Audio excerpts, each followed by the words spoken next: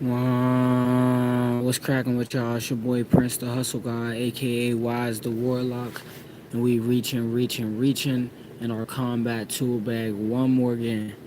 It is a code Black Affair. Shout out to the mighty LDBC. LDBC only, LDBC everywhere, LDBC or nothing, LDBC versus everybody. Do me a favor, family.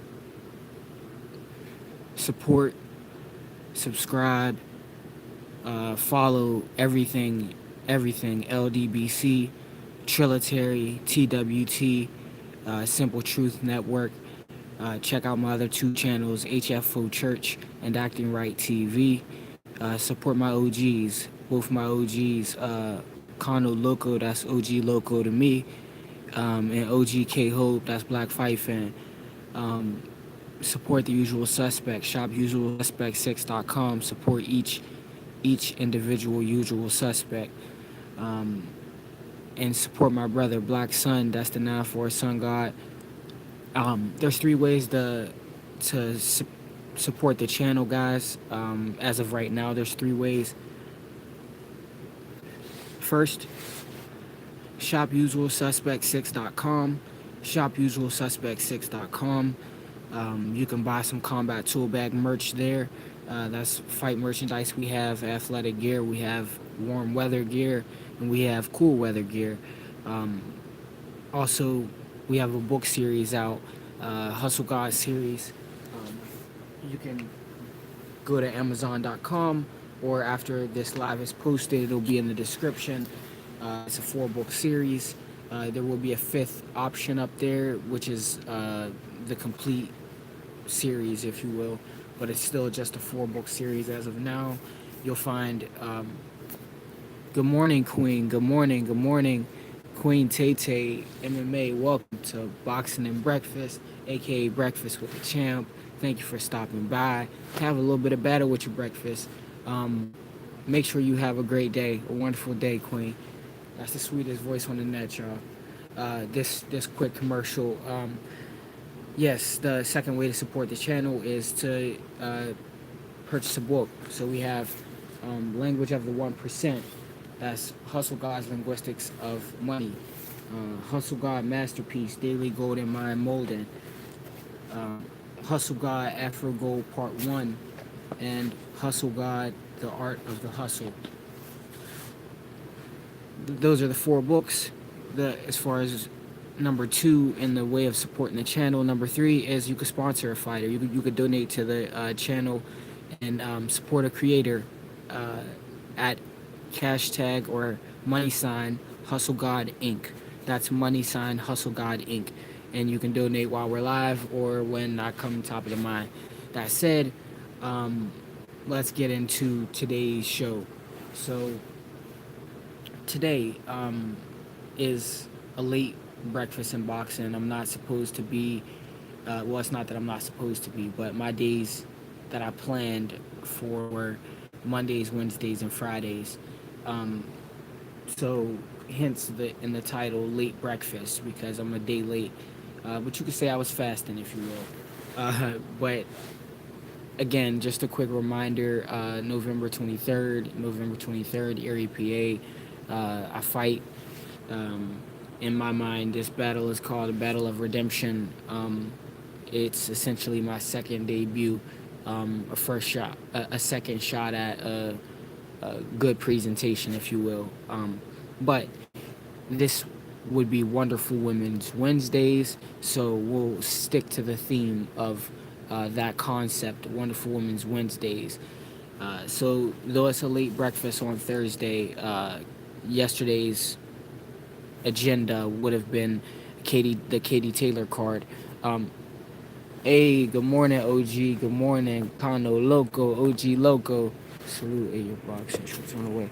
Oh, great. Thank you. I actually just seen your message. I didn't want to hit you too soon, too early. I didn't know if you was up, but thank you so much for that. OG got me looking fly, just so y'all know. He got me dressed to impress. He got me some fight drip. Thank you again for that, OG. And have a little bit of battle with your breakfast. Welcome to episode 13. So yeah, it was supposed to be Wonderful Women's Wednesdays. I folded. I woke up very late and had to run to the gym and then run right to work. So it was supposed to be about the Katie Taylor card. Katie Taylor, I didn't get a chance to watch the card. It's not that I wasn't interested. It's that I believe it fell on the same Saturday as all of the other fights, and I was also supposed to uh, catch back up on. It fell on the day of the fights of the Lomachenko and the Jojo Diaz cards. So when I get caught up on those, I'll be able to actually show. I guess give a good review on that, but the Katie Taylor card will skip for this time and postpone for next Wednesday. But in effeminate news, if you will, Connor Ben, who popped dirty for the women's fertility drug, he stated he'll never box for the BBFOC again. The BB of the British Board of Boxing Control has been essentially investigating the situation of him popping dirty and putting some restrictions on him, if you will, and essentially his boxing license will be not revoked but in question ever since he stated that he will never box under their authority again. There wasn't a response from the British Boxing Board of Control. PGH Big Dog, welcome, family. Have a little bit of battle with your breakfast. This is Boxing and Breakfast, episode 13. Yeah, so Conor Ben, he fits in this theme essentially for popping dirty for the women's fertility drug, but yeah, we're waiting on more so a response, a definite stern response from the BBFOC. Like, what are we gonna do? A man who popped dirty, according to you guys, and then states he's not going to fight under you guys, and also states essentially there's some type of bias toward him because his license at the time was with them expired, or his athletic permission to box with them was lapsed or expired, so he had no need to show up to a meeting with them after ghosting them in the meeting and then stating he'll never box for them again. So I'm waiting for some punishment, some heavy punishment from the BBFOC, as well as their connecting bodies. D-Man Jr., my Loke, was cracking with you, cuz look out, Loke. I ain't having breakfast. Been here at work all night.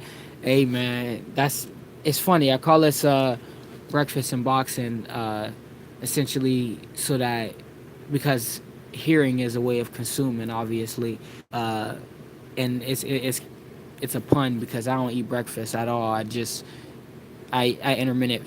intermittent fasting, so I eat once a day, and typically that's like dinner time. So me and you in the same boat. But if you're a man who get hangry because he ain't ate, definitely watch out for Man Junior, y'all. But yeah, that said, I'm waiting for some more stern punishment or a stern ruling from the connecting bodies of the BBFOC, as well as just the authorities in UCAD and UK boxing in general. That said, we haven't been seeing a lot of news or a lot of videos, or I haven't been seeing a lot of news or videos regarding the fact that the conundrum, the trifecta of Deontay Wilder, Tyson Fury, and Alexander Usyk. Why do I bring this up on Wonderful Women Wednesdays? Well, because we got effeminate behavior from touchy, fruity Tyson Fury and Alexander Usyk, Mr. Shifty, if you will. So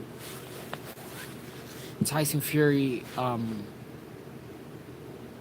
it's has the WBC title. Should have immediately been going for undisputed. Um, Tyson Fury has shown a pattern when he got the belts that Usyk has. He retired immediately. No rematch to Klitschko, and when they were um, in negotiations for a rematch or scheduled for a rematch or something like that, or if it wasn't even Klitschko, it was someone else. He was supposed to be injured or something like that, and he was spotted jumping up and down, drinking at a pub somewhere, um, using their terminology.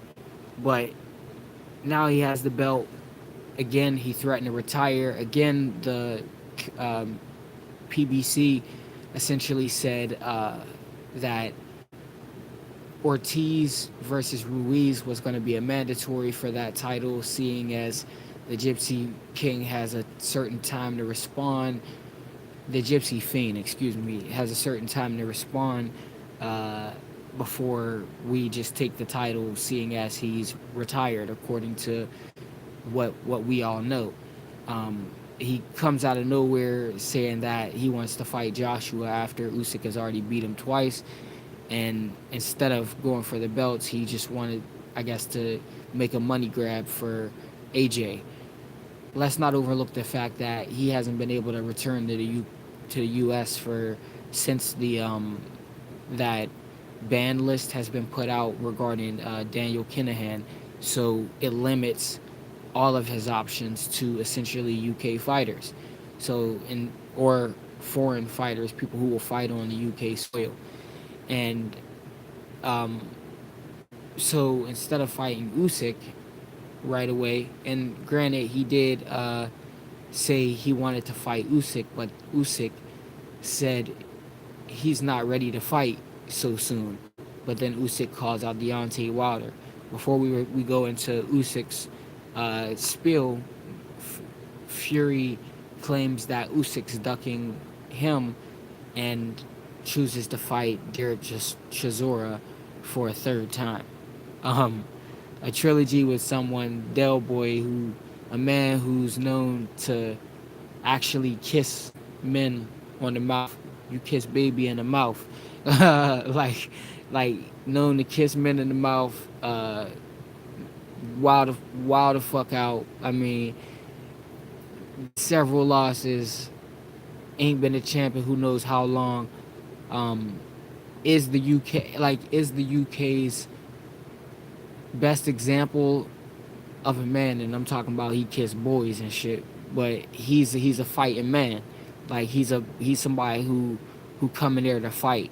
But every time we see him have an outing, he gets stepped on. You feel me? Every time. Uh, don't say that because they think we speaking there. Hey, hey, you ain't said nothing but facts, D man.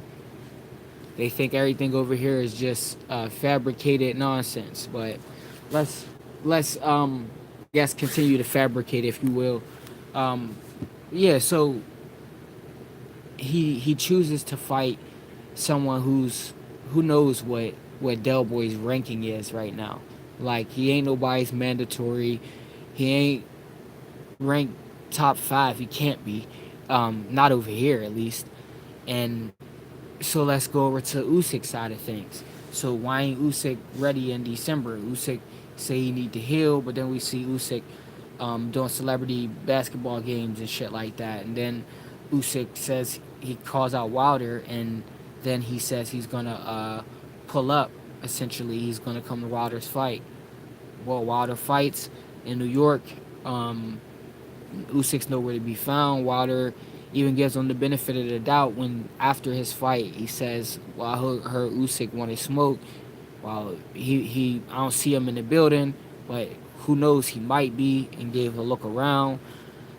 We we come to find out Usyk in L.A. The following day is when he comes public, but then but doesn't even make a statement regarding the the fact that he should have been in New York the day before.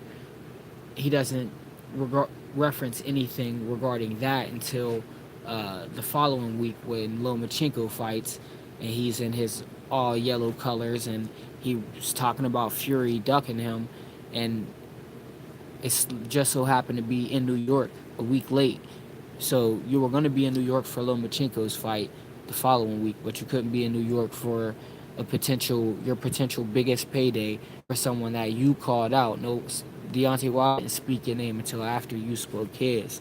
So why does this all fit? Again, feminine behavior, duck behavior from and suspect behavior from uh, supposedly the two most lethal men on the planet. I mean, they're the two champions in the heavyweight division. Tyson Fury, Touchy Fruity, and Alexander Shifty Usyk. But so far, that was just to keep it a buck. Those were just some warm up topics, some lead in topics. Nobody don't really give a fuck about either of those topics. It's just ain't nobody talking about the fact that Usyk out here ducking and Fury out here ducking. We want undisputed as a fan base. We want undisputed. Of I'm not fans of either of theirs, but I'm fans of boxing. So as fans of boxing, we want one face, one name, one champion. And after on paper being knocked off, Deontay Wilder is right back in the picture asking for the exact same thing. So let's see who's gonna make something shake. But on to the last topic of the day. Let's get on into it. Tea time with Terrence, or tea time with Terry, or couch side with Crawford. Like, I mean, the confusion that was displayed with this man. He sat down with us, said he was going to have a tell-all, um, said he was going to essentially tell the whole story. Didn't give any names of the people who so-called misrepresent him. Didn't give right tea time with Therese. um, but yeah, didn't give any names for the investors, the so-called investors. Stephen L. Mac, what's cracking with you, family? Welcome to Breakfast, Boxing and Breakfast, episode 13.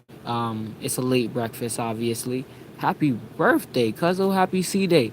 Um, yeah, have a little bit of battle with your breakfast. You came in good time. We just got in a um, tea time with Teresa, or tea time with Terrence, aka couch side with Crawford. This would be Wonderful Women's Wednesdays, by the way, guys. This would have taken place yesterday. That's why in the title it's a late breakfast. I'm a whole day late. But again, you could say I was fasting. Yeah, I know, right? You said, yeah, you def late, nigga. So Terrence got on live. You could hear him muttering behind his laugh. His wife or his girl holding the camera for him. Um, oh yeah, make sure y'all donate something to Stephen L. the Mac. Hey, drop your cash app inside the chat. You know I'm still new to this. I'm only 13 episodes in, but I'm still trying to figure out how to even mod people and all of that stuff. But um, wait, hold on 1 second. Okay, all right, I'm modding everybody up right now. I'm figuring this shit out. Sorry, y'all. I know this is a replay friendly live. The motherfuckers watching on the replay gonna be like, "What you doing, nigga?" But yeah, I gotta mod these. I gotta mod the family up. What the hell? It's not letting me mod you up, PGH. But I'll do it as I can. Yeah, donate something to the family, y'all. Donate something to the family. I'm gonna write it down so after the live I can donate something myself. But yeah, so I'm trying to stay focused and multitask. I see why motherfuckers be getting distracted on here. 1 second, I'm writing down. It's Stephen Elder Mac's birthday family for the family in a replay. His cash tag is cash sign money sign 19 Hawkin. Oh, Hawkins 88. Money sign 19 Hawkins 88. Money sign 19 Hawkins 88. Um, yeah, so Terrence, he sat down and literally just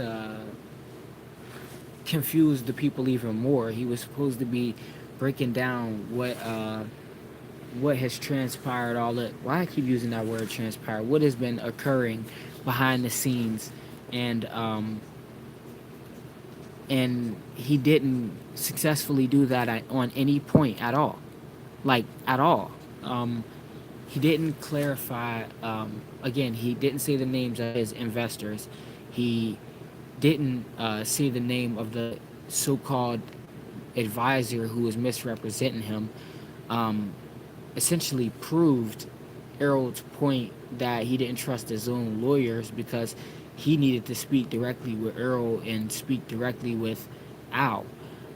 Um, I, when you try to follow the logic or even review what was stated in that video point for point without watching it, you can't even summarize what the whole point of that video was.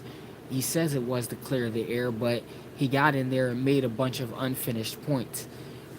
So Errol helped him finish it up. ESJ helped him finish it up. He got I forgot the 88.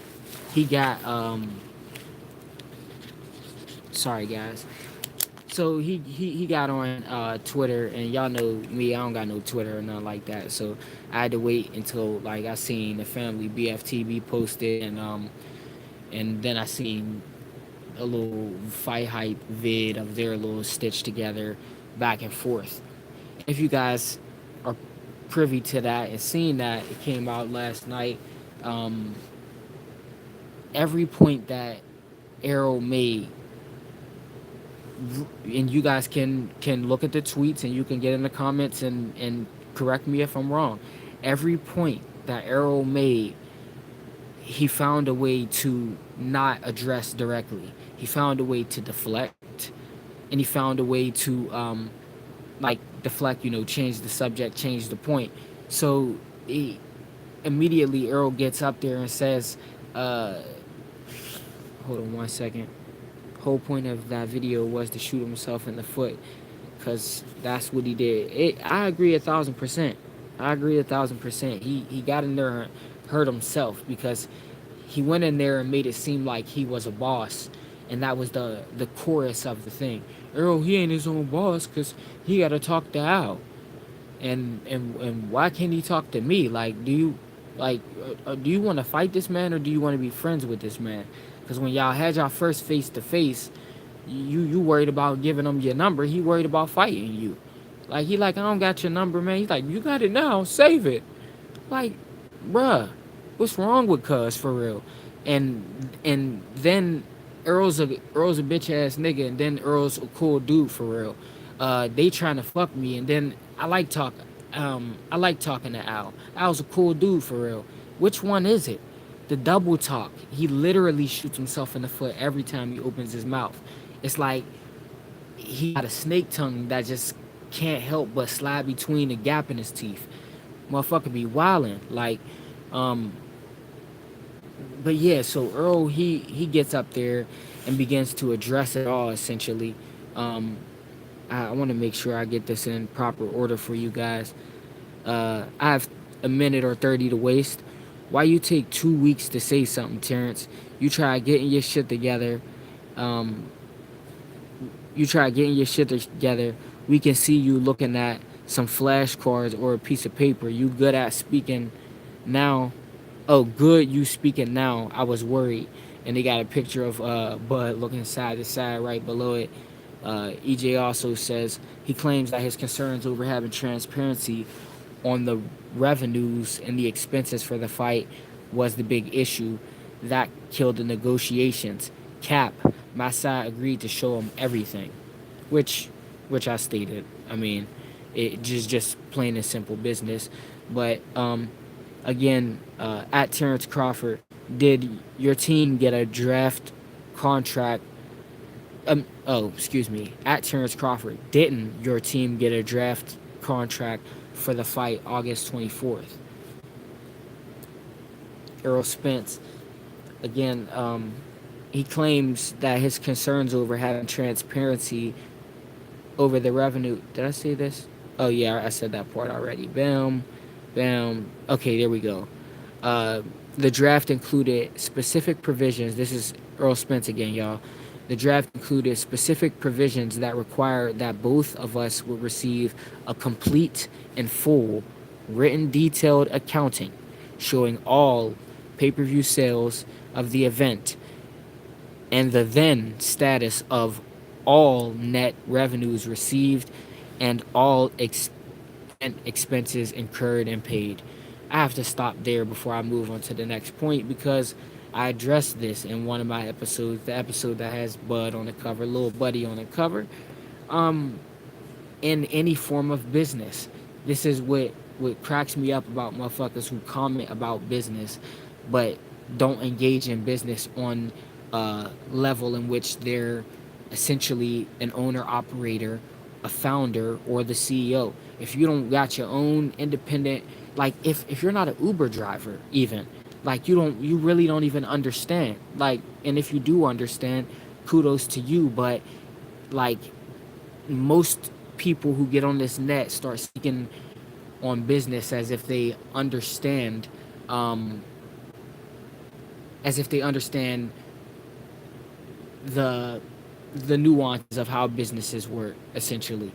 um if you own and operate a business, you will have a back office of some sort, some way of accessing your for truck drivers. They have a back office for them. I forgot what it's called for the trucking world, but in the ATM business, it's a back office. In the cleaning business, you have a spreadsheet, something to detail your cost of goods sold, something to detail the your gross, something that to track the money that you've been making coming in, the money that's going out, the money that you're setting aside for investing, the money that you have to set aside for taxes, the multiple streams, the stuff. There's a number of different details that are covered in your back office. Like literally, it's called a back office in the ATM world, and I'll just call it the back office for the trucking world. But somebody can help me out there. I do believe it's called a back office there, but essentially it's a digital interface that tracks the history of the business, the books of your business. When an event transpires, you have coming together between two parties, a promotional company and a venue. And the promotional company essentially acts, and I don't know if y'all know this, aside of the book series I have up there on HFO Church, you can search my business background there. But I went to school for acting and directing, so I get show business. That's not even a thing. I mean, I've done over 60 plays and musicals and 7 short films and performed with Oscar award winners. Been there, done that. So I get show business. So again, um, an event is a partnership between a venue and a promotional company. The promotional company's contractors are essentially the fighters. Um, if you have a promotional company like PBC that is not a promotional company, and then the partnership becomes between the fighters essentially, who, heavy quotations, have their own promo companies, heavy quotations, because essentially these fighters promote themselves nowadays.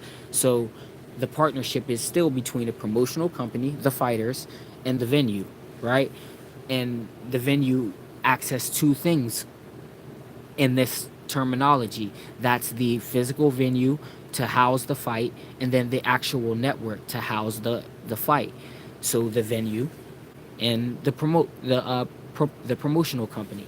That said, the partnership between the two, there needs to be transparency, essentially, because you can't have a contract or an agreement stating that we're going that the venue is going to make this, or essentially you pay the venue their standard or whatever their renting percentage is, but in most cases for a bigger event they're doing a net revenue deal, meaning we're getting a percentage of what the gross is going to be. So the venue, not just Bud and Earl Spence, Wherever the fuck they fighting at, please pay attention. Wherever the fuck they fighting at has to also have, what did Earl say in his own words, a complete and full written detail accounting. Show all details. So, I mean, when I said it in my other video, I was getting back pushback from my coach and from the one of the greatest designers in the game, Oddfella, and I'm like, y'all both operate businesses. Y'all know damn well if someone tried to partner with you on your business and they wanted to see your books, you're saying fuck you, eat a dick 2 times. But if they wanted to partner with you and wanted to make sure that they're getting a proper share of what they're investing in, they're going to need to see receipts, and you're going to provide the receipts. That's simple. It's really that simple, right? But I guess they needed to hear it directly from um, someone else who's a fighter, and someone else who, I guess, according to Bud, ain't their own boss, right? So again, someone else who's not quote unquote a businessman on paper, right? So let's move forward. But again, to engage in business, to engage in a partnership in the event space for what takes place on the night of, you will receive a complete, transparent breakdown of what the gross and net is going to be and what the party shares are going to be, or else what the fuck are you signing to agree to? I just don't get how you can miss that or not understand that. But moving forward, yeah, oh yeah, he had his foot on his motherfucking neck. But again, Earl also says, if I'm not telling the truth, tell him to post the draft. It's kind of funny that he said, if I'm not telling the truth, tell him to post the draft, because we all know that there was a redlining process, and there was also a 2 week wait, right? And that's what Earl addressed in the very beginning. There was a big wait, and his side had already agreed to show him everything. But redline 3 things, and you'll see what Earl says later addressing that. But if I'm not telling the truth, tell him to post the draft. All this double talk from Bud, I mean, all of the facts will be there if you just post it. He talking about he don't have a guarantee. He was taking all the risk. Motherfucker, I didn't have a guarantee, just a higher percentage. Bam. Right there. Real quick. That was a point that I can say that maybe I was off on, because this would be the only fight in PBC history that I know of that didn't give anybody a guarantee, like an actual guarantee. So that would be valid to what Bud said. That would be true. One thing true that we could say he said that's uh, corroborated on both sides. That's actually backed up. So that's definitely strange dealings. Hearing about PBC and not wanting to do a purse, or a guaranteed purse, um, or at least a guaranteed upfront money. Let's not say a guaranteed purse. Um, but that, I do find that mighty strange on the behalf of the PBC. Money do look funny regarding black people. Uh, but yeah, EJ also, I don't have it in front of me. Shit, I thought I had them all in front of me, but I was just saying something about it. He said the delay. Yeah, so he made another tweet addressing the redlining, saying that y'all redlined 3 things that we had already gave y'all to begin with. So essentially, y'all redlined nothing and then wasted 2 weeks for nothing, just to try to justify this fight that he got. He also made another tweet stating that, essentially exposing Bud, because Bud wouldn't say no names about the investors that he had, and he said BFL was one of the BFL pay-per-view or something like that. I guess essentially was one of the investors that Bud was negotiating with, and the only reason there was any delay on his time, which is corroborated on Bud's behalf from what Bud said, backed up by what Bud said in his couch time with Crawford, or tea time with Teresa, or tea time with Terrence.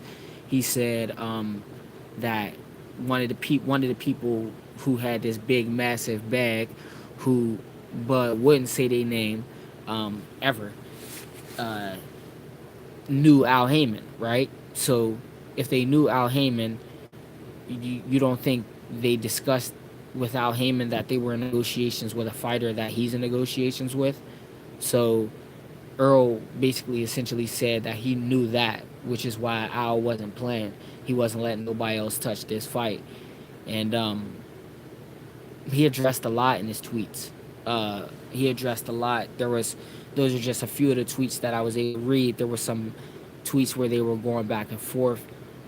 Um, and Bud, again, when he was responding, he was saying a bunch of, literally, like, Earl would say one thing specific. One of the tweets said, uh, "You refuse to say who these investors were. I ain't gonna just take money from these people. That's bad business." And uh, and his response was like, "See, you got to get approval from Al. Like, you ain't no boss," or something like that. It was just like, what? Like, what about the fact that these are no name people that you wouldn't tell me every time he had like 3 tweets talking about who are these people, and every time Bud responded, he had no answer to who these people were, to where these funds were coming from. And the fact that you're trying to literally lobby to take him away from a company that's helped build him, PBC, to do business with some network that you're not explaining who they are, what they do, their history in boxing, that sounds suspect. Then on top of that, he asked you about the back end. According to Bud, he asked him about the back end, and Bud's response was, "Well, if not when, but if they make their money back, it's going 80-20." What? If anybody in business came to anyone in this chat right now and said, "If you make your money back, we'll 80-20," what does that mean to you? Who's 80-20? You 20, I'm 80. If you make your money back, if we don't go into business for if we make our money back. The return on interest the ROI has to have a certain percentage level for a real investor to even invest. Think about it. The stock market on average, we ain't gonna talk about today, but the stock market on average, I think, has a 7% return on ROI on your money, like for dollar or something like that. It changes, but it's 7 to 12 or something like that when it comes to real estate or something like that. So, I mean, if you make your money back 80-20 or something like that, that don't sound like the the linguistics of a good businessman. Little plug for the self. Um, the linguistics of money. The language of the 1%. Hustle Guys Linguistics of Money on Amazon.com workbook. Kind of like a word puzzle. Something keep you sharp on your business acumen, your business IQ, and business terminology, the jargon, the phrasing. Speak the language of the 1%. Bud can use that book, by the way. But yeah. So yeah, just to wrap up, Tea Time with Terrence was just a convoluted conversation with self, and that he just sat there and told everyone he was as confused as we were. He didn't know what was going on. So what was strange to me is that he explained that he didn't know what's going on. Bomac has been radio silent. Some mysterious man who represents him is misrepresenting him, who he doesn't know or doesn't know of, but somehow Al knows. And mind you, the guy's misrepresenting him or negotiating on his behalf after Crawford has already started directly negotiating with Al Heyman, which is strange. And then you got the whole the investors unnamed, unknown, as well as Daniel Kinahan, unknown affiliation, yet admitted advisor, yet unknown affiliate. So, yeah, he's as just as confused as us, and just made us even more confused or even more clear. Let's be real. If you were able to sift through the bullshit and actually follow on point for point and just be like, okay, that makes no sense, that makes no sense, that makes no sense. It was so much inconsistency in there that it allows you to evaluate character and just be like, okay, this motherfucker's just a liar. So I can't believe shit you say. I have to just believe the results. After all of these back and forth in these tweets and all of the flaws I just pointed out there, he says, "Good luck to you, buddy," or "See you soon," which confirmation that he's gonna revisit this. So for all these people telling you was getting fucked or watch your money and don't get fucked and blah blah blah, or you're not sure if like if you want this fight right now, or if this fight should go past you, or if you need to take a risk like that and not take a purse just for you to fight back to the table. I mean, what is taking the fight in the meantime going to do? And then he tried to. I'm not going to even try to do that again. You can evaluate character through consistencies displayed from action and displayed through verbal action as well. Yo, the Wise Crush, what's cracking with you, family? Welcome to Boxing and Breakfast. I'm about to get out of here. I'm literally about to dive right into the commercial. And but if you want, please take it to the top. It's a short, replay-friendly live. You know, it ain't even an hour. Um, that said, I appreciate all of y'all for stopping by. I love y'all, much appreciated, family. I'm gonna try to get to me. See if I can wrench a few more people up while I'm doing this commercial. Um, Yeah, but do me a favor, family. Love, support, follow, subscribe, everything. LDBC, Trilitary, TWT, Simple Truth Network, HFO Church, Acting Right. Oh, check out my other two channels, HFO Church and Acting Right TV. Support my OGs, OG Loco, that's Condo Loco, OG Ho, that's Black Fight Fan. Support the usual suspects. ShopUsualSuspects6.com. Support the usual suspects. Check out, support and check out my brother Black Sun, the 9-4 Sun God. There are 3 ways to support the channel, family. 3 ways to support the channel. Give me 1 second. I'm still adding moderators on this channel. Sorry, I'm so late doing this, guys. I'm new to the game. Um, yes, please smash the like button, family. Please smash the like button. Skywalker, I got a Skywalker. Welcome. Add you as a moderator, family. Um, Still under, I'm nice like that. It's still under 45 minutes, Sharon. Yeah, Sharon. Welcome, family. I appreciate y'all stopping by. I appreciate your support. Have a little bit of battle with your breakfast. I'm finishing this little commercial off. Yes, there are 3 ways to support. It's a replay friendly live, by the way. Jump back up to the top if you can. But you can go to shopusualsuspect6.com. That's shopusualsuspect6.com. Buy some combat tool bag merch. Get your fight gear. There's warm weather gear. There's cool weather gear. Yes, we got hoodies. We got hoodies, nigga. Um, check out my book series, Hustle God series. It's on Amazon.com. The description will be in. Well, the links will be in the description of this video after it's uploaded. You will find 4 books up there. Art of the Hustle. That's Hustle God, Art of the Hustle.